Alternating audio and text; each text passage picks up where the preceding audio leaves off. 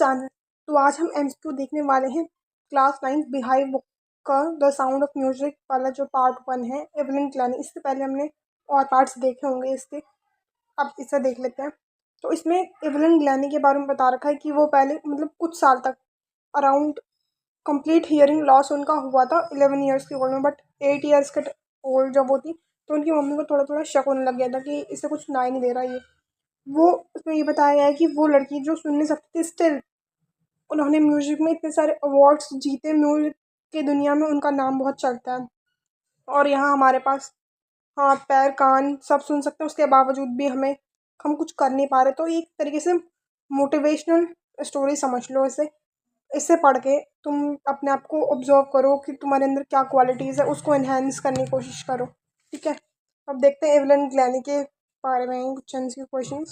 The royal Academy of music was in, तो ये royal Academy of music में ही ये गई थी एवलन ग्लैनी। तो वो कहाँ पर था? लंदन में। Evelyn Glennie's mother first time notice Evelyn hearing problem with Evelyn was, जब एवलन की मम्मी ने फर्स्ट टाइम ऑब्जर्व करा था तब वो कितने साल की थी? तब वो 8 ईयर्स की थी। ठीक है, अब question number 3, name of the Evelyn's mother. Evelyn's की मम्मी का नाम था Isabel Glennie. At what age Evelyn marks has started deterring. Deterring का मतलब डिक्रीज। उनके मार्क्स कब डिक्रीज हो रहे थे? कौन सी एज में? 11 ईयर्स की ओल्ड में। उसकी मम्मी ने पहले तो इग्नोर करा, 8 ईयर्स के टाइम पे लग गया था ये कि इसको ईयरिंग प्रॉब्लम्स है, बट तब उन्होंने कुछ नहीं करा। बट जब उनके मार्क्स डिडक्ट होने लगे, मार्क्स कम होने लग गए, तब एवलन ग्लैनी की मम्मी ने सोचा, इजाबेल ग्लैनी ने, कि ऐसे क्यों हो रहा है। तब उसको चेकअप कराने गए, तब पता चला कि she lost his hearing senses. So fifth question, Evelyn Dash urged her parents to take her to a specialist.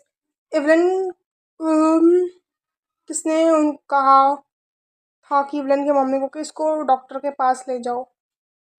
उसकी हेडमिस्ट्रेस ने, जो प्रिंसिपल थी स्कूल की, उन्होंने कहा।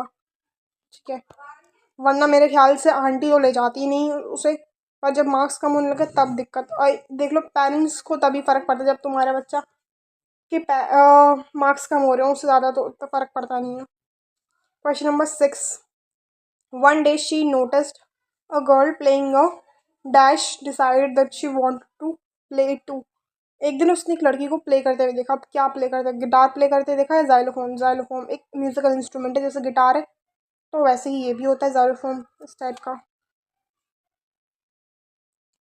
ठीक है, most of teacher discourage her but dash percussionist dash spotted her potential. मतलब ज़्यादातर टीचर ने उनको डिस्करेज करा, बट किसने उनको पोटेंशियल को देखा, किसने मोटिवेट करा? Ron फॉप्स।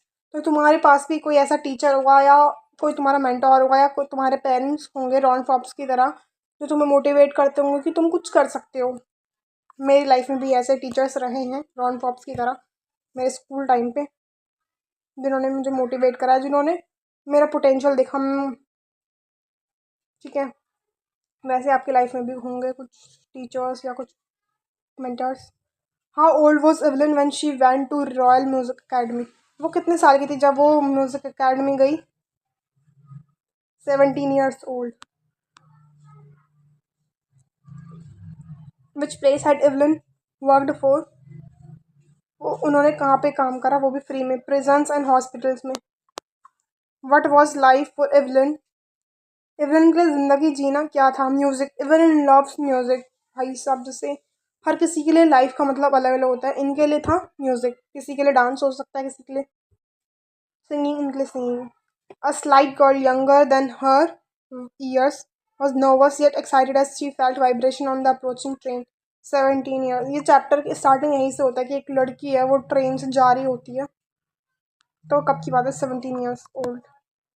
What was problem with Evelyn के साथ क्या प्रॉब्लम थी? मैंने बताया कि वो सुन नहीं सकती थी, वो डेफ बन गई थी। कुछ साल तक तो उन्हें सब सुनाई दे रहा था, but after certain age, 8 years around, she lost his hearing, her hearing power.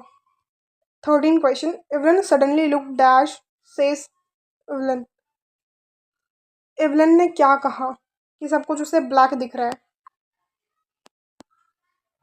ठीक है, Evelyn started feeling the hard drown from the, जो उनके टीचर थे रॉन फॉप्स, उन्होंने क्या कहा कि तुम म्यूजिक को तो देखो सुन नहीं सकती, क्योंकि सच बात है, अब सुन तो वो कुछ कोई सी भी आवाज़ नहीं सुन सकती, बट उन्होंने क्या कहा था, तुम अपने बॉडी पार्ट से देखो, बॉडी पार्ट्स की मूवमेंट्स को देखो, तब तुम्हें थोड़ा पता चलेगा। तो जब वो हार्ड ड्रम को बजाती थी तो उनकी वेस्ट अप होती थी, और ऐसी कुछ बीट्स थी जिन पे वेस्ट नीचे होती थी, उनके हैंड्स मूव करते थे। तो उन्होंने अपनी बॉडी मूवमेंट्स के थ्रू सारे म्यूजिक टोन्स याद कर ली। Question number 15, Evelyn had learn to open her dash sound vibration. उसको क्या ओपन करने के लिए की ज़रूरत थी? Mind and body. वो अपने माइंड और बॉडी की हेल्प से ही सब कर पा रही थी। She also audition for which one of the academies. उन्होंने किस अकेडमी के लिए ऑडिशन दिया था? Royal Academy of Music. She loves music, according to her life means music. Question number 17, what other language had she learned and mastered. अब इसमें तुम्हें थोड़ा शक हो सकता है कि ऐसे कैसे हो सकता है कि जब वो सुन नहीं सकती तो उनको कैसे आती है। उन्हें फ्रेंच आती है और मास्टर बेसिक जापानीज। अब होते हैं भाई टैलेंटेड बच्चे, अब हर कोई हमारी तरह थोड़ी है untalented. When could Evelyn feel the sound of passing a stick into her fingerprints? By playing the xylophone. Question number 19. When was she present the Royal Planthers Society prestigious Soloist of the Year Award? 1991. God may have taken her hearing, but he has given her back something, has given her back something extraordinary. Who said this? ये किसने कहा? परक्यूशनिस्ट James blade ने ये line कही थी कि God ने भले उसकी हियरिंग पावर को छीन लिया, बट उसको कुछ ऐसा दिया, स्पेशल एक्स्ट्राऑर्डिनरी दिया, जिससे कि वो एक्सेल कर सकते अपनी लाइफ में। इवन ग्रेग ने फ्री में एक बताया हुआ है इसमें कि उन्होंने कहाँ कहाँ काम करा, प्रिजन्स में, स्कूल में। मतलब देख रहे हो टैलेंट। म्यूज़िक ऐसा चीज़ है, हम तभी प्ले कर सकते हैं, हम सुन सकते हैं, बट स्टिल इन्होंने बिना सुने म्यूज़िक की दुनिया में राज करा, और हम दुख मनाते हैं कि ये नहीं हो रहा, वो नहीं हो रहा। इनफैक्ट खुद देखो, हमारे तो पैर हैं, हाथ है, आँख, नाक, कान सब है हमारे पास, स्टिल हम कुछ नहीं कर पा रहे। तो इट मीन्स हम दूसरों को ब्लेम नहीं कर सकते, हम खुद ही हमें ब्लेम करना है अपने आप को कि हम खुद की वजह से कुछ नहीं कर पा रहे। तो तुम अभी 9th क्लास में हो, अपने आगे तुम्हें बहुत से मौके मिलेंगे अपनी लाइफ में कुछ अचीव करने के लिए, तो उन मौक़ों को जाने मत देना हाथ से, खूब मेहनत करना। ओके, तो इस चैप्टर का ऐसा मोटिवेशन लो, the sound of music, Evelyn Glennie. ठीक है, तब तक के लिए बाय बाय, मिलेंगे नेक्स्ट वीडियो में।